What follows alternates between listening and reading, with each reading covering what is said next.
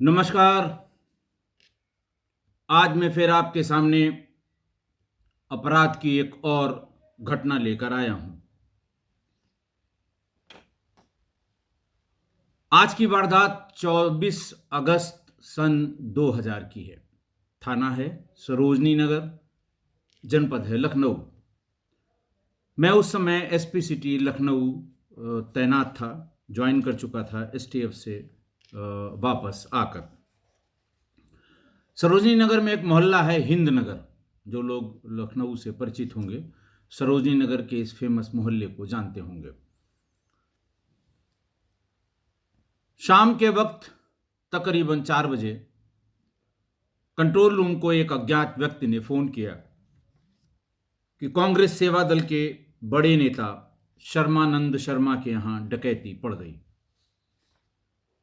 Sharmananda Sharma known face है लखनऊ के लिए, उस समय था, क्योंकि वो कांग्रेस सेवा दल के जिला स्तरीय पदाधिकारी थे और शहर में होने वाले तमाम पार्टी की तरफ से जाम धरना प्रदर्शन का नेतृत्व किया करते थे।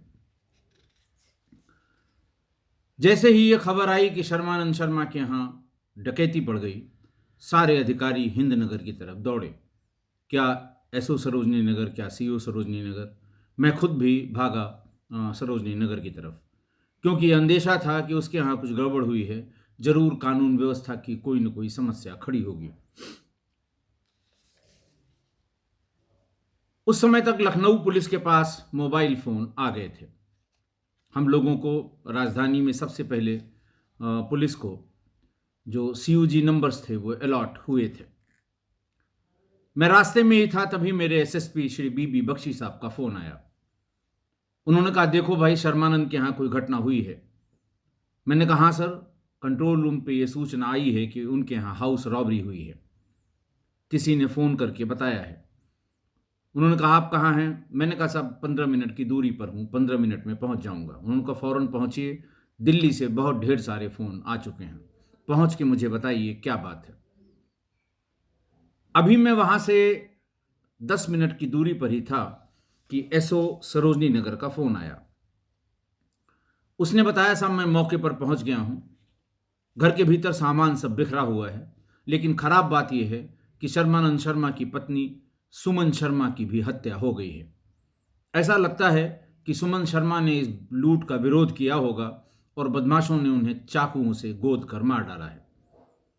काफ़ी खून वहाँ बिखरा हुआ है। शर्मानंद और उनके भाई वहाँ पहुँच गए हैं और काफ़ी भीड़ इकट्ठा हो रही है। मैं एकदम बिल्कुल दरवाजे के पास ही पहुँच रहा था घटनास्थल के। मैंने फ़ोन मिलाकर अपने एसएसपी को ये बात बताई कि सर, भीड़ ज़्यादा इकट्ठा हो रही है, क्योंकि उसमें शर्मानंद शर्मा की पत्नी का देहांत हो गया है, बदमाशों ने उनकी हत्या कर दी है। उन्होंने कहा, अच्छा ठीक है, मैं भी पहुंच रहा हूं। उन्होंने आसपास के थानों की फोर्स, पीएसी सब वहां के लिए रवाना कर दी कि कानून व्यवस्था की कोई स्थिति ना आने पाए या लॉ एंड ऑर्डर की कोई सिचुएशन ऐसी न क्रिएट हो जिसको बाद में संभालने में मुश्किल हो। तब तक मैं वहां पहुंच गया। वहां पहुंचा तो देखा कि शर्मानंद और उसके भाई अच्युतानंद मौजूद हैं, और अच्युतानंद बड़े थे, उनके 2 लड़के अभिषेक और अर्चना भी वहां मौजूद थे, जो स्कूल की ड्रेस में थे। ऐसा लग रहा था कि वो अभी अभी स्कूल से वापस आए हैं। मुझे देखते ही शर्मानंद हत्थे से उखड़ गए और वो पुलिस को भला बुरा कहने लगे, कानून व्यवस्था की स्थिति पर चिल्ला चिल्ला कर टिप्पणी करने लगे। थोड़ी देर में एसएसपी श्री बीबी बख्शी भी वहां पहुंच गए। उन्होंने वहां पहुंचते ही शर्मानंद को, उनके भाई अच्युतानंद को, जो भीड़ में जो लोग उनके जानने पहचानने वाले थे, उन सब से बात करनी शुरू की। थोड़ी देर में भीड़ को शांत किया और फिर मेरे साथ घटनास्थल में उस कमरे के भीतर गए। कमरे के भीतर सुमन शर्मा की लाश फर्श पर पड़ी हुई थी। चाकुओं के कई निशान शरीर पर मौजूद थे। फर्श पर बहुत ढेर सारा खून बिखरा पड़ा था।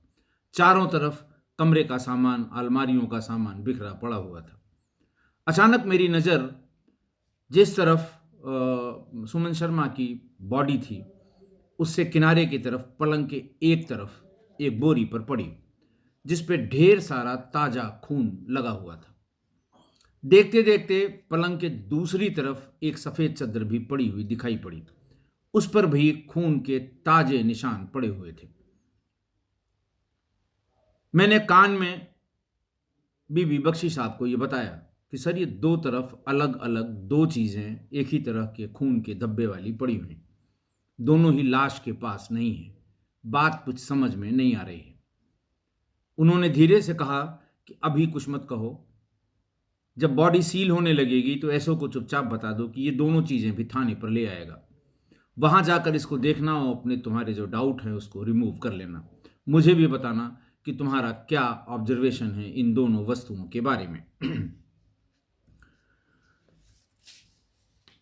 थोड़ी देर में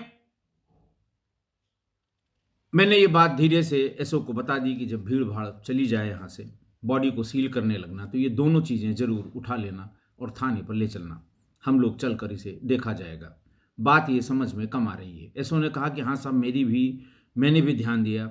ये बात समझ में नहीं आ रही कि दोनों चीज़ें अलग अलग कैसे और एक तरह के खून के निशान उस पर कैसे पड़े हैं। ये कहे कि एसएसपी साहब वहाँ से चले गए। थोड़ी देर में डॉग स्क्वाड और फॉरेंसिक वाले सब आ गए। अमिताभ हमारा जो फोटोग्राफर था वो भी आ गया। फॉरेंसिक वाले तब तक सिर्फ इसी बात पर सीमित रहते थे कि सादी मिट्टी लेंगे, खून आलूदा मिट्टी लेंगे, ब्लड सैंपल्स लेंगे, खून से सने कपड़े लेंगे, सील बंद करेंगे, थाने पर जमा करेंगे, उसके बाद उनको एफएसएल जांच के लिए भेजा जाएगा। थोड़े बहुत उन्होंने आसपास जो उसके फिंगरप्रिंट्स थे, अलमारी जो खुली हुई थी उनके हथों पर स्प्रे करके फिंगरप्रिंट्स को उठाने की कोशिश भी की। अमिताभ होशियार फोटोग्राफर था, उसने चारों कोनों से हर तरफ से उसकी फोटोग्राफ भी ले ली। जब भीड़ थोड़ी छट गई तो थानाध्यक्ष ने स्वयं बॉडी का पंचायतनामा भरा। उसके बाद बॉडी को सील किया। सील करने के बाद उसने वो दो चीजें, बोरी और सफेद चादर, दोनों एक किसी कपड़े में लपेटकर ये कहते हुए कि इसके ब्लड सैंपल्स को जांच के लिए भेजना है, अपने साथ गाड़ी में रखकर और थाने के लिए भिजवा दिया। बॉडी सील करके पंचायतनामा के लिए केजीएमसी मॉर्चरी हाउस में भिजवा दिया गया। अगले दिन पोस्टमार्टम हुआ, क्योंकि उस दिन शाम को 4 बजे फिर पुलिस वालों के अधिकारियों के आते जाते सूरज ढल गया था और रात हो गई थी। इसलिए अगले दिन अपने नंबर पर ही दिन में करीब 1:30-2 बजे ओपीडी ख़त्म करने के बाद जो डिजिग्नेटेड डॉक्टर्स होते हैं पोस्टमार्टम के लिए, वो पोस्टमार्टम करने आते हैं। शाम तक पोस्टमार्टम रिपोर्ट भी आ गई। Cause of death due to shock and haemorrhage as a result of antemortem injuries आया। पेट के आसपास चाकुओं के ढेर सारे निशान और फिर गर्दन पर ढेर सारे निशान थे। अंतिम संस्कार के बाद फिर सब लोग थाना सरोजनी नगर पर इकट्ठा हुए, क्योंकि अखबारों ने बहुत दबाव बना दिया था। कांग्रेस के बड़े नेता के पत्नी की हत्या, लूट, पुलिस हाथ पर हाथ धरे बैठी है। अभी तक कोई भी व्यक्ति गिरफ्तार नहीं हुआ है। हम लोग जब थाना सरोजनी नगर इकट्ठा हुए तो अमिताभ से घटनास्थल की सारी फोटोग्राफ भी मंगवा ली। बोरी में जो ब्लड स्टेन्स लगे थे उनको और जो चद्दर में ब्लड स्टेन्स लगे थे उनको भी पूरा फैलाकर देखा गया। सारे सब इंस्पेक्टर थाने के, इंस्पेक्टर, सीओ, थानाध्यक्ष और सीओ और फॉरेंसिक वाले, अमिताभ, ये सारे लोग, हम लोग उसको देख रहे थे। ये नोटिस किया गया कि जितनी लंबाई चौड़ाई या जितने आकार का ब्लड स्टेन बोरी पर है, ठीक उतने ही आकार का सफ़ेद रंग की चद्दर पर भी है, और वो रिपीट हुआ है 3 बार। एक बार, बीच में दोबारा और एक सिरे पर तीसरा। ये बात किसी की समझ में नहीं आ रही थी। फिर अचानक फिर ये भी नोटिस किया हमारे एसओ ने कि साहब, फोटोग्राफ में आप देखिए, ऐसा नहीं है कि अलमारी को खोला गया तो वहीं उसका सामान गिरा के उसमें चीज़ों को या गहने को या पैसे की तलाश की गई। एक अलमारी खुली है, उसका सामान दूसरी तरफ, दूसरी अलमारी खुली है, उसका सामान तीसरी तरफ, बक्से का सामान कहीं दूसरी तरफ।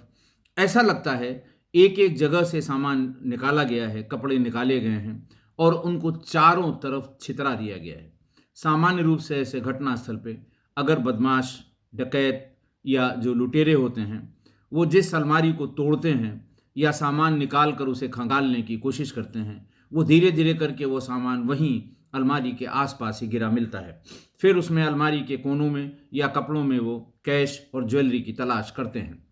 लेकिन यहाँ फोटोग्राफ्स में ये बात मौके पर नहीं दिखाई दे रही थी। लग रहा था जैसे सामान एक अलमारी से निकाला गया और उसको कमरे की दूसरी तरफ फेंका गया। ऐसे ही बाकी जो सामान बिखरा हुआ था उसके बारे में भी ये सामान्य रूप से ये समझ में आता है। किसी किसी में समझ में इसलिए आ रहा था कि एक गोदरेज की अलमारी में जिसमें संभवतः सिर्फ महिला के कपड़े थे, तो महिला के कपड़े उधर भी दिखाई दे रहे थे, दूसरी तरफ भी दिखाई दे रहे थे। ये दोनों एनोमली इसको एक्सप्लेन करने का प्रयास किया गया कि ऐसा क्यों हुआ होगा और इसका क्या मायने हैं। लेकिन उसी समय तर्क वितर्क, अरे साहब हो सकता है सबके सामान सारी अलमारियों में हों, निकालते समय ऐसा लग रहा है कि ये इस अलमारी का सामान है, हो सकता है ये उसी अलमारी का सामान हो जिसको हम लोग नहीं समझ पा रहे हैं। दूसरा ये कि साहब जब वो बदमाश आए होंगे, हो सकता है उन्होंने पहले इसके बॉडी को ढकने की कोशिश की हो, इसलिए ये ब्लड स्टेन्स एक जगह बन गए हैं। फिर ये कि साहब हो सकता है वो पहले गिरी हो तो बोरी के ऊपर गिरी हो, इसलिए वहाँ पर ब्लड स्टेन्स। इस तरह की बातों में उलझ गए हम लोग और इन दोनों को एक्सप्लेन नहीं कर पाए। उसका एक कारण और भी था कि उन्होंने शर्मानंद शर्मा ने एक लिस्ट भी सबमिट कर दी तब तक कि साहब मेरे घर से इतना पैसा और इतनी ज्वेलरी, सब उसका सब लिस्ट में नाम, ये भी गायब है।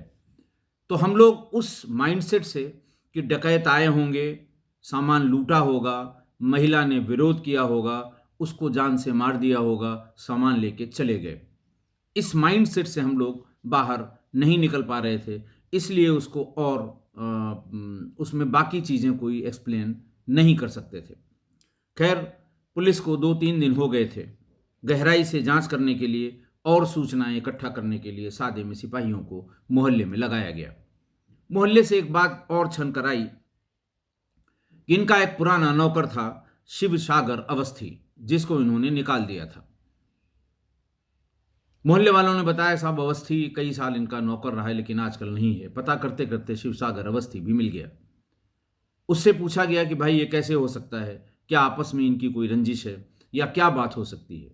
तो उसने कहा साहब बात तो कुछ नहीं होगी, एक बात तो ये आप लोगों को शायद पता नहीं होगी, ये महिला सुमन शर्मा जो मरी है ये इनकी दूसरी पत्नी है। पहली पत्नी इनकी यहीं आलमबाग में 12 बिरवा के पास रहती है, आभा मिश्रा उसका नाम है, और उससे इन्होंने, शर्मानंद ने उससे तलाक ले लिया था, और तलाक भी बहुत ऐसी बात पर लिया गया था कि मैं क्या बताऊं। खैर, एक टीम जिसमें महिला सब इंस्पेक्टर भी थी, वो 12 बिरवा में आभा मिश्रा के मकान पर भेजी गई, उससे बातचीत की गई। आभा मिश्रा ने बताया कि हाँ हमारा इनका तलाक हुआ था। उसने एक बात और बताई कि इनके भाई अच्युतानंद की पत्नी का 5 वर्ष पहले बहुत ही रहस्यमयी परिस्थितियों में देहांत हुआ था। वो किचन में जलकर मरी थी। ऐसा घर वालों ने बताया था कि किचन में मरी है, लेकिन सुनने को और बहुत ढेर सारी बातें हमको, जब मैं शादी होकर वहां गई थी तो बहुत ढेर सारी बातें मेरे सुनने में आई थी।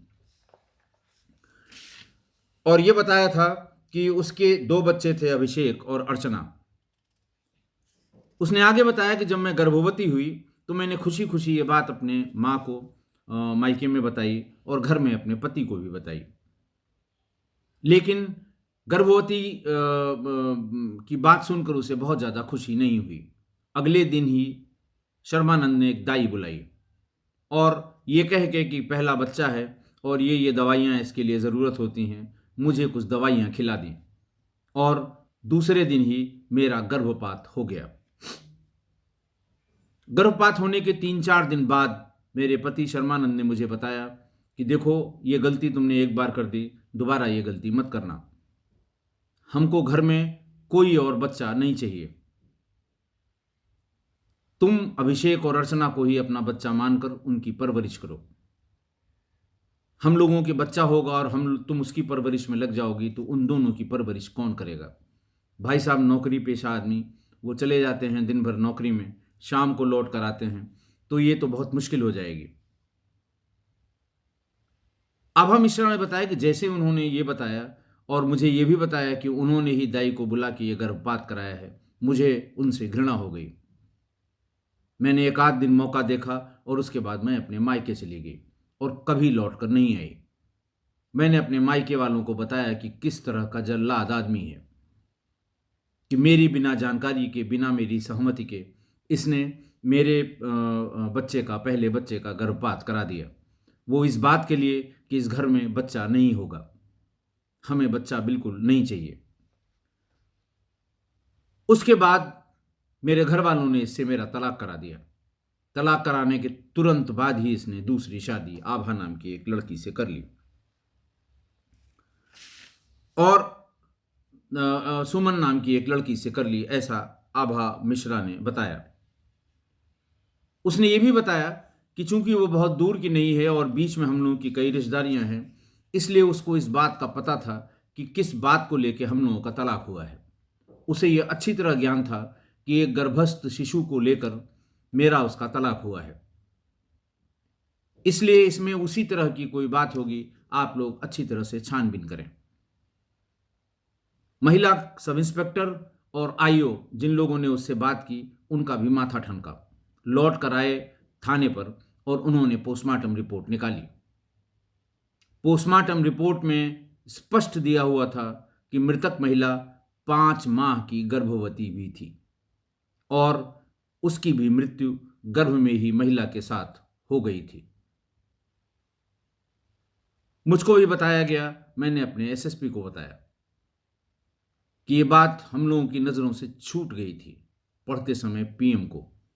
बॉडी में तो कुछ समझ में नहीं आया था, ब्लीडिंग वहाँ पर बहुत ज़्यादा हो रही थी, तो ब्लड वहाँ बहुत पड़ा हुआ था, लेकिन पोस्टमार्टम रिपोर्ट में ये देखने में चूक हुई थी कि महिला गर्भवती थी। एसओ सरोजनी नगर ने कहा कि सर अब बात पूरी समझ में आ गई है, हो न हो इसमें इसी शर्मानंद का हाथ है। आभा मिश्रा ने जो बात बताई है, जिस आदमी का माइंडसेट एक बार ऐसा बन गया है तो जरूर इसी की ये कारस्तानी होगी। सब विचार विमर्श के बाद कि इसको थाने पर लाया जाएगा, पूछताछ होगी, भीड़ इकट्ठा होगी, दबाव बनाएंगे, पूछताछ में हम इसकी सही तरह से पूछताछ कर भी पाएंगे कि नहीं कर पाएंगे, अनावश्यक बातें, दुनिया भर के सारे प्रॉस एंड कॉन्स विचार करने के बाद ये तय किया गया कि इन दोनों भाइयों को थाने पर लाकर पूछताछ की जाएगी। 30 अगस्त को अच्युतानंद और शर्मानंद दोनों भाई थाने पर बुलाए गए। राय मशविरा के बाद यह तय किया गया कि सबसे पहले अच्युतानंद से बात करेंगे। अच्युतानंद चूंकि लेसर नोन या कम नोन आदमी था, ज्यादा दबाव इस पर दिया जा सकता था और दोनों एक साथ घर में रहते हैं, जब इससे नहीं पता लगेगा तब शर्मानंद पर हम लोग हाथ आजमाएंगे। अच्युतानंद स्कूटर्स इंडिया लिमिटेड बड़ी भारी कंपनी थी उस समय, जो उस समय ये तिपहिया जो चलती थी, टेम्पो नहीं, उसको क्या बोलते थे, टैक्सी छोटी वाली जो चलती थी, तो वो बनाने का काम स्कूटर्स इंडिया में हुआ करता था। अच्युतानंद वहीं पर जूनियर इंजीनियर था। सबसे पहले थाने के पीछे वाले बैरक में ले जाकर अच्युतानंद से पूछताछ शुरू हुई। जैसा कि हमेशा अपराधी या मुलजिम या जिनके ऊपर आरोप है, वो शुरू में अपना टहलाने का, इधर उधर दाएं बाएं की बातें करते रहे। थोड़ी देर उसकी बात सुनते सुनते पुलिस भी अपनी औकात पर आ गई और जैसे ही श्रेणीबद्ध पूछताछ शुरू हुई, बहुत ज्यादा टाइम नहीं लगा, अच्युतानंद तोते की तरह बोलने लगा। उसने बताया कि ये 24 तारीख की ये घटना है। 21 या 22 को एक दिन मैं जब ऑफिस से घर की तरफ आ रहा था तो सुमन बाहर बैठी हुई थी। मुझे देखते ही उठ के वो भीतर जाने लगी। मैंने ये नोटिस किया कि उसका पेट बढ़ा हुआ है और संभवतः वो गर्भवती है। वो उठकर भीतर चली गई। थोड़ी देर बाद जब शर्मानंद शाम को आया तो मैंने शर्मानंद से कहा कि शर्मानंद, तुमने इतनी कसमें खाई थी कि इस घर में कोई दूसरा बच्चा नहीं होगा, लेकिन सुमन गर्भवती है। शर्मानंद ने कहा कि भैया आपको कोई शंका हुई होगी, ऐसा संभव नहीं है। उसने कहा मेरी आंखें धोखा नहीं खाती, मैंने आज ही और अभी देखा है। शर्मानंद गुस्से से भीतर गया। उसने सुमन से पूछा। सुमन ने कहा कि हाँ बिल्कुल सही है, मैं गर्भवती हूं। उसको उसने 2-4 चांटे लगाए और यह कहा कि बात मुझसे छिपाई क्यों गई। सुमन ने कहा कि मुझे पता था कि पहली पत्नी के साथ क्या हुआ है, इस डर की वजह से मैंने ये बात नहीं बताई कि आप या तो इसका गर्भपात करवा देंगे या फिर तलाक ले लेंगे।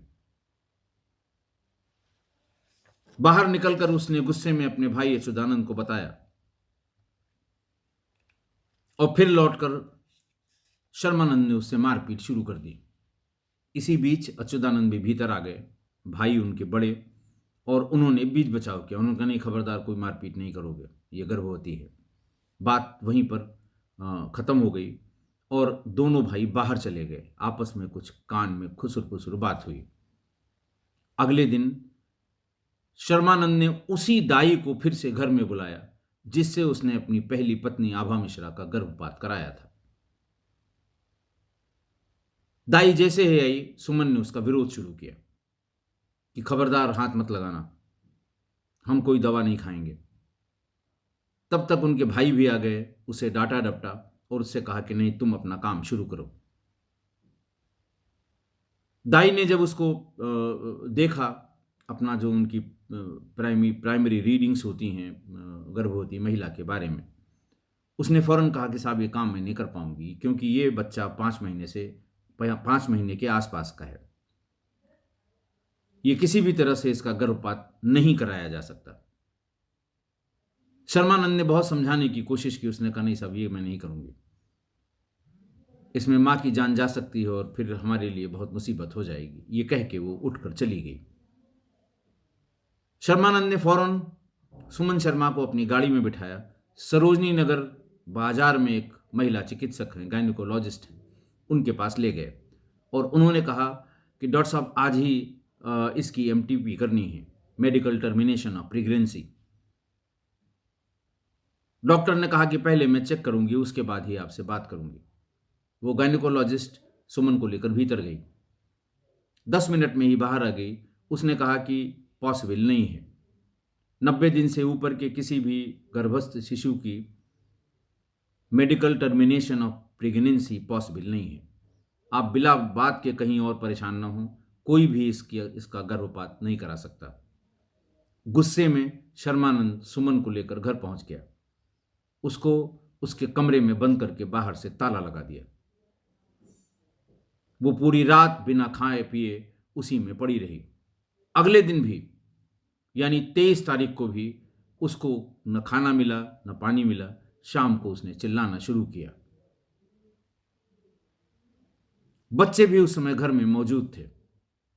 बच्चों को यह बताया गया कि मां की तबीयत खराब है, तुम लोग परेशान मत हो, सवेरे इसको डॉक्टर को दिखाएंगे। इसी बीच घटना वाले दिन यानी 24 को सवेरे कांग्रेस सेवा दल के कुछ कार्यकर्ता शर्मानंद से मिलने आ गए, जिसमें महिला कार्यकर्ताएं भी थीं। बाहर लोगों के आवाजाही को सुनकर भीतर से अपने कमरे से सुमन फिर चिल्लाने लगी। दौड़कर शर्मानंद ने उसका ताला खोल दिया, झांक कर बताया कि हल्ला मत करो, लोग आए हुए हैं, नहीं हम बाद में निपटेंगे। भूखी प्यासी सुमन बाहर निकली, सीधे किचन में गई। पहले उसने जी भर के पानी पिया, जो कुछ भी रखा होगा वो खाया।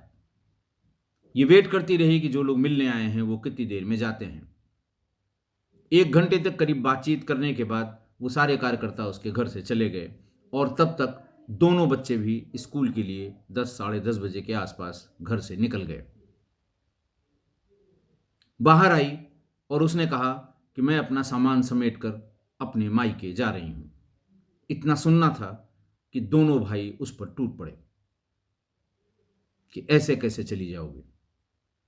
उसे जमीन पर गिराकर मारने लगे। शर्मानंद उसके पेट पर बार बार लात से प्रहार कर रहा था। उसका पर्पस था कि जो गर्भस्थ शिशु है वो मर जाए। घंटों मारपीट के बाद सुमन शर्मा बेहोश हो गई। बेहोशी के बाद इन लोगों ने कहा कि इसको अभी ही किसी तरह से पंखे पर लटका दिया जाए, आत्महत्या हो जाएगी, आत्महत्या साबित कर देंगे हम लोग, फिर कोई बात नहीं होगी। क्योंकि पहले भी अच्युतानंद की पत्नी जो जल कर मरी थी उसको भी आत्महत्या साबित करने में ये लोग सफल हुए थे। दोनों भाइयों ने मिलकर उसी सफेद चद्दर में गर्दन में एक फंदा बनाकर और उस पे पंखे में लटकाने का प्रयास किया। 2-3 बार प्रयास करने में भी वो ऐसा करने में सफल नहीं हुए। फिर गुस्से में उसको नीचे उतार कर फर्श पर रखकर रसोई से सब्जी काटने वाला चाकू ले आया शर्मानंद और उसने पेट पर 10 वार किए। इस बीच में अच्युतानंद उसका पैर या हाथ पकड़े था, तब भी जान नहीं गई तो उसकी गर्दन काट दी। जब ये इंश्योर कर लिया कि वो मर गई और बच्चा भी मर गया, अब उनके दिमाग में ये आने लगा कि अब इस लाश को हटाएं कैसे। उन्होंने एक सफेद चादर में उस लाश को अच्छे से बांध के उस बोरी में भर के ठूंस दिया। आप समझ सकते हैं कि इस बोरी में और चादर में एक ही जगह पर एक ही शेप साइज के ब्लड स्टेन्स क्यों मिले थे। बोरी में बंद करके ऊपर उस पर रस्सी से गांठ लगा के शर्मानंद भीतर गया। उसने अपने कपड़े उतारे, हाथ मुंह धोया, नए कपड़े पहने और बाहर निकल गया।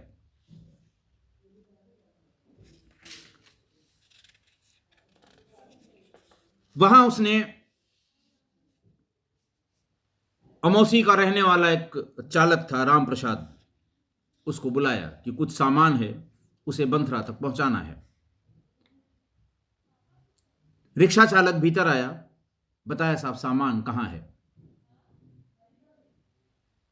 बोरी को घसीट कर बाहर ले आए दोनों भाई। उसने कहा इसके ऊपर मैं एक कंबल डाल दूंगा, बंथरा के पास वाली नदी में ले जाकर फेंक देना। जितना पैसा कहोगे मैं अभी दूंगा एडवांस में। राम प्रसाद को देखने में ही ये लग गया कि मामला दाल में कुछ काला है। राम प्रसाद रिक्शा छोड़ के वहां से भाग गया। शर्मानंद पीछे पीछे रिक्शे वाले के गए, लेकिन वो भाग ही गया, हाथ में नहीं आया। शर्मानंद ने उस रिक्शे को अपने घर के किनारे से हटाकर सड़क के उस पार रख दिया। दोनों भाई घबरा गए। उन्होंने कहा बच्चों के आने का समय हो रहा है, बच्चे हैं ये, किसी के नहीं हैं। अगर इन्होंने कहीं जिक्र कर दिया हम लोगों का बहुत नुकसान होगा। जल्दी जल्दी में उसकी बॉडी को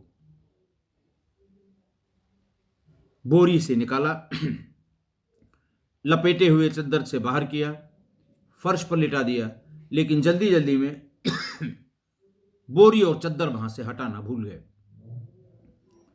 बोरी को पलंग के एक तरफ और चद्दर को पलंग की दूसरी तरफ फेंक दिया और दोनों भाई दरवाजा भिड़ाकर तेजी से बाहर निकल गए, कपड़े बदलकर। 10-15 मिनट में ही दोनों बच्चे स्कूल से आ गए। भिड़े हुए दरवाजे को जब उन्होंने धक्का देकर खोला तो सामने ही मां की खून से लथपथ लाश देखी। मां मतलब चाची, उनकी छोटी मां कह लीजिए। उनकी चीख निकल गई। भागते हुए बस्ता लिए हुए पड़ोसी के यहां घुस गए और ये बताया कि ऐसी ऐसी बात है। पड़ोसी भी आया, वो भी घबरा गया। उसने अपने लैंडलाइन फोन से लखनऊ के कंट्रोल रूम को सूचना दी। कंट्रोल रूम के लिए शर्मानंद नाम ही पर्याप्त था, इसलिए शायद उन्होंने अज्ञात व्यक्ति की सूचना बताई। सूचना देने वाले का नाम पता नहीं पूछा।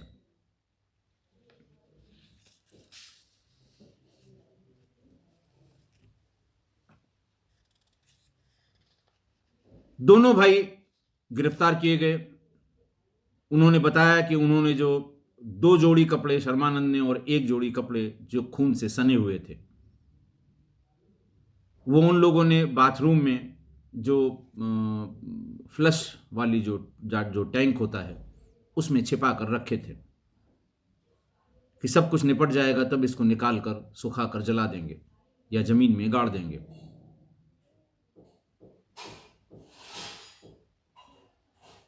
निकाला भी, सुखाया भी और उसको पीछे एक पॉलीथीन में बंद करके रख दिया था कि फिर कभी इसे गाड़ देंगे। वो दोनों खून आलूदा, मतलब 3 जोड़ी, 2 शर्मानंद की और 1 अच्युतानंद की, 3 जोड़ी कपड़े पुलिस ने बरामद कर दिए, जिसमें तमाम ब्लड स्टेन्स अभी भी साफ दिख रहे थे। दोनों को गिरफ्तार करके 31 अगस्त सन 2000 को जेल भेज दिया गया। आज की घटना, आतताई शर्मानंद की सनक से एक महिला से उसका मातृत्व छीनने के लिए उसकी और उसके 5 महीने के गर्भस्थ शिशु की हत्या कर दी उस आतताई शर्मानंद ने।